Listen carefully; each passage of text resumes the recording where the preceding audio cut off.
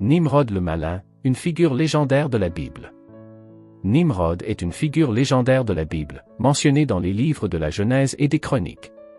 Imran est né dans un nouveau monde récemment recréé par Dieu après que son jugement eut rendu l'ancien monde dépourvu de nombreuses vies humaines et animales.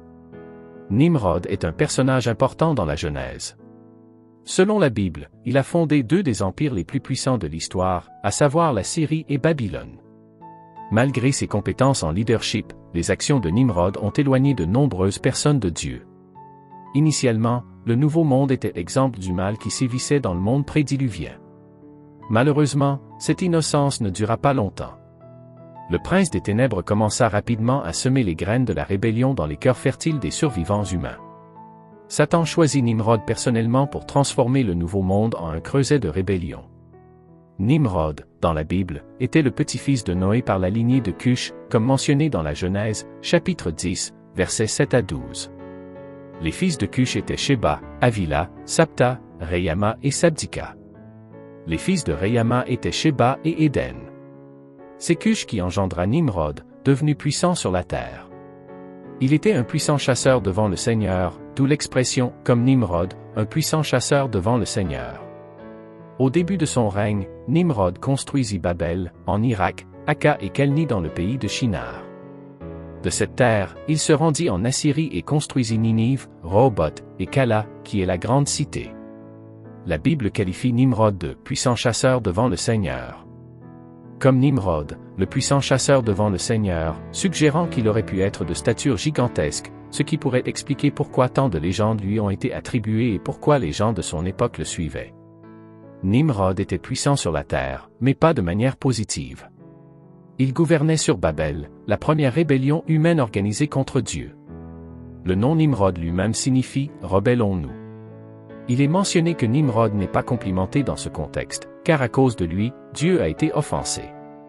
Nimrod n'était pas un chasseur d'animaux, mais un chasseur d'hommes, un guerrier. C'est par sa capacité à combattre, tuer et gouverner impitoyablement que son royaume des cités-États de la vallée de l'Euphrate s'est consolidé. Les hommes ne faisaient plus confiance à Dieu, mais plutôt à leur habileté et à leur force. C'est une attitude que Nimrod a tenté de propager dans le monde entier, comme en témoigne le livre de la Genèse 10.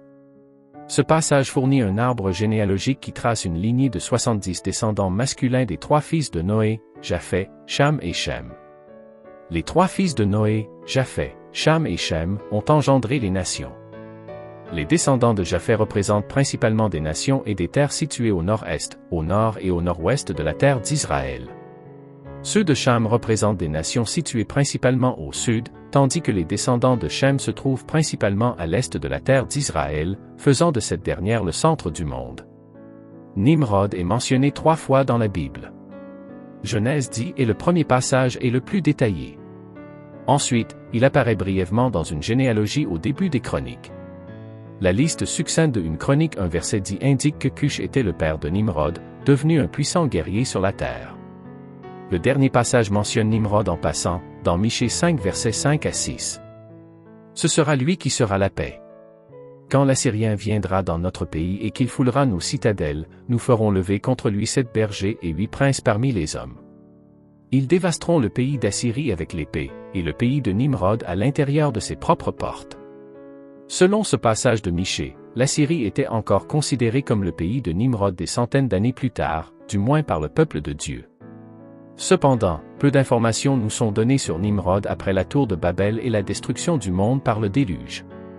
La construction de la tour de Babel était profondément liée à un désir des gens de construire une tour atteignant jusqu'au ciel de Dieu, défiant ainsi le ciel. Le texte mentionne qu'ils voulaient se construire un nom. Genèse, chapitre 11, versets 1 à 9, décrit que toute la terre parlait une seule langue et utilisait le même vocabulaire. Les habitants se dirigèrent vers l'est, trouvèrent une plaine dans le pays de Shinar, et s'y installèrent. Ils décidèrent de fabriquer des briques qu'ils cuiraient soigneusement dans un four pour les rendre dures et solides. Utilisant la brique comme matériau de construction et du bitume comme mortier, ils dirent « Venez, construisons-nous une ville et une tour dont le sommet atteindra les cieux, et faisons-nous un nom célèbre afin de ne pas être dispersés et éparpillés sur toute la surface de la terre, comme le Seigneur l'avait commandé. » Le Seigneur descendit pour voir la ville et la tour que les fils des hommes avaient construite. Il constata qu'ils étaient un peuple uni et parla du danger potentiel de leur unité dans la rébellion contre lui. Dieu décida alors de confondre leur langage pour les empêcher de se comprendre mutuellement. Il dispersa les gens à travers toute la terre, interrompant ainsi la construction de la ville. C'est ainsi que la ville fut nommée Babel, car le Seigneur y confondit la langue de toute la terre et dispersa les habitants sur toute la surface de la terre. On sait approximativement à quoi ressemblait la tour. Une telle tour était appelée Zigura, une grande structure en briques avec des escaliers s'élevant vers le ciel. Sur le dessus de ces tours se trouvaient généralement des cadrans astrologiques. Cependant, la construction de la tour de Babel par Nimrod, le roi de Babylone, n'avait pas tant pour but le culte des étoiles que l'expression de son propre pouvoir et de sa grandeur.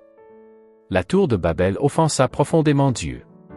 Il craignait que si la construction continuait, cela mènerait à des conséquences inimaginables. Dieu offrit alors le don des langues pour la première fois, confondant ainsi les gens et les empêchant de se comprendre mutuellement. Cela provoqua la division de l'humanité, avec des langues différentes et une dispersion à travers le monde. Une note intéressante dans l'histoire de Babel est qu'un groupe de personnes, parmi celles dispersées, grimpa par-dessus les montagnes vers l'est et finit par s'installer au bord de la mer. Ces individus devinrent la grande nation de la Chine, et la culture chinoise remonte à ce jour. Nimrod, indéniablement une figure puissante et charismatique de l'Antiquité, tenta réellement de construire une tour vers le ciel, défiant ainsi les plans de Dieu. Compte tenu de sa réputation, il est facile de comprendre pourquoi de nombreux mythes et légendes ont été créés à son sujet. Malgré sa force et sa grandeur, le pouvoir de Nimrod finit inévitablement par être entravé, se révéla insignifiant car le pouvoir de Dieu est plus grand que celui de tout être humain et ne peut être entravé. Bien que Nimrod fût un chasseur impressionnant aux yeux du Seigneur, la sagesse dicte que l'humilité envers Dieu est essentielle. Jacques, chapitre 4, verset 6, déclare, « Il accorde, au contraire, une grâce plus excellente, c'est pourquoi l'Écriture dit, Dieu résiste aux orgueilleux, mais il fait grâce aux humbles. » Mais il nous donne de plus en plus de grâce par le pouvoir du Saint-Esprit pour défier le péché et mener une vie obéissante qui reflète à la fois notre foi et notre gratitude pour notre salut. C'est pourquoi il est dit, Dieu s'oppose aux orgueilleux et aux hautains, mais il accorde constamment le don de la grâce à ceux qui sont humbles et se détournent de la propre justice. Babel et Babylone.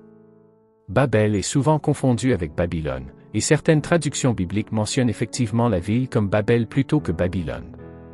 Genèse, chapitre 10, verset 10, indique, « Le commencement de son royaume fut Babylone, Érec, Akka et Calné, au pays de Shinéar. » Babylone est la capitale de l'empire qui finira par détruire Juda, situé dans le sud de la Mésopotamie. La tour de Babel et le temple de Salomon sont probablement les structures bibliques les plus connues. L'Ancien Testament couvre près de 2000 ans d'histoire avant le Christ, et ces structures bibliques ont fasciné les générations ultérieures. Bien que chacun ait une idée différente de leur apparence, la tour de Babel fut construite au cœur de la métropole florissante de Babylone. Cependant, Babylone, autrefois connue comme une « ville des villes » pour les anciens, tomba progressivement en ruine. Le récit de la tour de Babel est raconté en Genèse 11 versets 1 à 9. Après le déluge, Dieu a donné cet ordre à l'humanité, « Reproduisez-vous, devenez nombreux et remplissez la terre » Genèse 9 verset 1. L'humanité a décidé de faire exactement le contraire, ils dirent encore « Allons. Construisons-nous une ville et une tour dont le sommet touche le ciel et faisons-nous un nom afin de ne pas être dispersés sur toute la surface de la terre. » Les hommes ont décidé de construire une grande cité afin de s'y assembler, ainsi qu'une gigantesque tour, symbole de leur puissance, afin de se faire un nom. Cette tour s'appelle la tour de Babel. Dieu a réagi en confondant les langues des hommes pour qu'ils ne puissent plus communiquer entre eux. Par conséquent, ils se sont rassemblés par groupes de langues, puis installés ensemble dans d'autres parties du monde. Dieu a confondu les langues à la tour de Babel pour forcer l'humanité à obéir à son commandement de se répandre dans le monde entier. Certains exégètes bibliques pensent que Dieu a aussi créé les différentes races humaines à la tour de Babel. C'est possible, mais le texte ne le dit pas. Il semble plus probable que les races existaient déjà avant et que Dieu ait confondu les langues du moins en partie en fonction de celles-ci. À la tour de Babel, les hommes se sont divisés en fonction de leur langue et peut-être de leur race, et installés dans diverses régions du monde. Genèse 10 versets 5, 20 et 31 décrit comment les descendants de Noé se sont répandus dans le monde entier et, répartis par territoire d'après leur langue, groupés par clan dans leur nation. Comment est-ce possible alors que Dieu n'a confondu leur langue qu'à la tour de Babel, en Genèse 11? Genèse 10 est la généalogie des 3 fils de Noé, Sem, Cham et Japheth, sur plusieurs générations. Au vu de la longue espérance de vie de l'époque, les généalogies en Genèse 10 couvrent certainement plusieurs centaines d'années. Le récit de la tour de Babel, en Genèse 11 versets 1 à 9, est un aperçu plus détaillé de l'épisode de la confusion des langues. Genèse 10 parle de différentes langues et Genèse 11 raconte comment elles sont apparues. Un autre aspect intéressant de l'histoire de Babel est l'effet des langues, qui se reproduit le jour de la Pentecôte. Le Saint-Esprit descendit sur 120 disciples dans le temple, réunis dans le portique de Salomon pour la prière. Le don des langues accompagnant cette effusion était une inversion du jugement de Dieu à la tour de Babel, Genèse 11, permettant à des personnes de nombreuses ethnies d'entendre le discours de Pierre. Environ 3000 personnes se sont ajoutées à l'Église grâce à leur repentance et leur baptême, et beaucoup sont retournés dans leur pays d'origine, dont Rome, pour propager la parole. Les villes sont généralement considérées comme des lieux néfastes dans la Bible. Leur première mention, souvent significative, les associe à une lignée de Lémec et à la fabrication d'armes de destruction massive. Les villes concentrent les gens, et là où il y a des pécheurs, le péché prospère.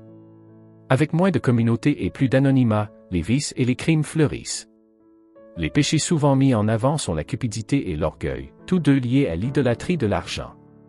Luc, chapitre 16, verset 13, souligne que « nul serviteur ne peut servir 2 maîtres. Car où il haïra l'un, et aimera l'autre, ou il s'attachera à l'un, et méprisera l'autre. Vous ne pouvez servir Dieu et Mammon. » Il est plus facile d'oublier le Créateur du ciel et de la terre dans une cité prospère. Les hommes faits par eux-mêmes adorent leur propre Créateur. L'arrogance s'exprime dans l'architecture, et les bâtiments sont souvent des monuments à l'ambition et à la réalisation humaine.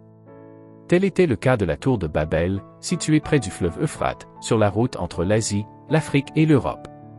Cette ville devint plus tard la capitale d'un empire vaste et puissant, particulièrement sous Nebuchadnezzar, un tyran impitoyable qui détruisit jusqu'aux arbres lors de la conquête de nouveaux territoires. Habacuc, chapitre 2, verset 17, déclare « Car la violence contre le Liban te couvrira, et le ravage des bêtes t'effrayera. » En raison des meurtres humains et de la violence infligée à la terre, à la ville et à tous ses habitants. Habacuc, chapitre 3, verset 17, déclare « Les animaux t'effrayeront à cause du carnage humain et de la violence faite à la terre, à la ville et à tous ses habitants. » Même si le figuier ne fleurit pas et qu'il n'y a pas de fruits sur les vignes, même si le rendement de l'olivier échoue et que les champs ne produisent pas de nourriture, même si le troupeau est retranché de la bergerie et qu'il n'y a pas de bétail dans les étables. Un thème clé mais subtil tourne autour de ce mot, l'Est. Dieu envoya Adam et Ève vers l'Est lorsqu'il les chassa du jardin. Lorsque Caïn fut expulsé de la présence de Dieu après avoir tué son frère, le texte dit qu'il se dirigea également vers l'Est. Le mot « est » représente un voyage loin de Dieu. Ainsi, lorsque les gens se rassemblent dans une vallée au pays de Shinar à l'Est, l'auteur suggère que la scène suivante éloignera davantage l'humanité de Dieu. Construire une ville signifiait édifier une civilisation, tandis que construire une tour signifiait établir un ordre religieux. Les deux étaient des efforts centrés sur l'homme plutôt que sur Dieu. Ils embrassaient une forme d'humanisme plutôt que de poursuivre le dessein de Dieu d'engendrer et remplir la terre. Ils voulaient tout faire pour éviter d'être dispersés à travers le globe. Dans cette optique, la construction d'une ville représentait un projet collectif où les individus s'efforçaient de bâtir un espace harmonieux pour cohabiter, créer et échanger. C'était un symbole de progrès et de collaboration humaine, où les idées et les cultures pouvaient se mélanger pour créer quelque chose de nouveau et d'excitant. Cependant, avec la construction d'une tour, l'accent était mis sur l'élévation spirituelle et la recherche de la proximité divine. C'était un témoignage de la foi et de la dévotion de l'humanité envers une puissance supérieure, un effort pour se rapprocher de Dieu et obtenir sa faveur en érigeant une structure imposante vers le ciel. Mais dans cette quête d'indépendance et de grandeur, il y avait aussi une certaine arrogance et une réticence à accepter la direction divine.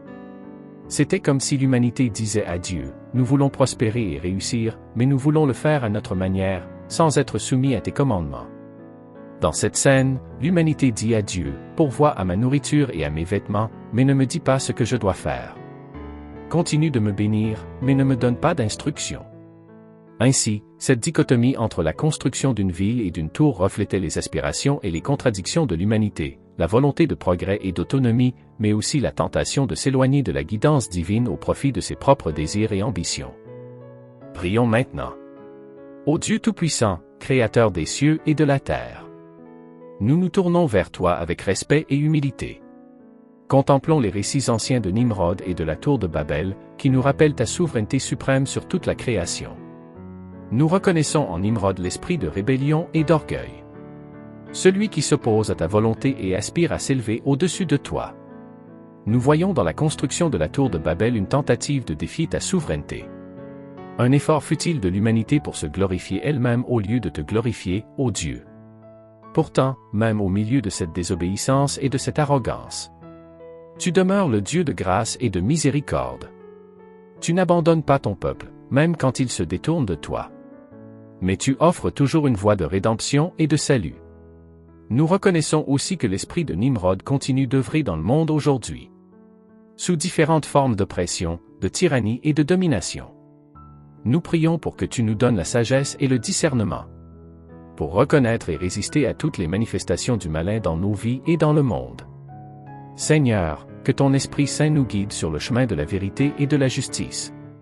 Que nous soyons des témoins fidèles de ton amour et de ta puissance dans un monde en conflit.